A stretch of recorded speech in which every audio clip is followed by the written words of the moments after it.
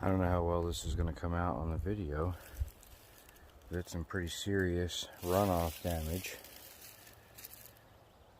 after the last rains. Look at that. Just cut ruts in the ground. I don't know if you can get a good perspective. Just cut ruts. You can see where it dammed up on certain branches and then ran down a natural fall line. Looks like it even might have pooled over there. A whole bunch. All around the other side too.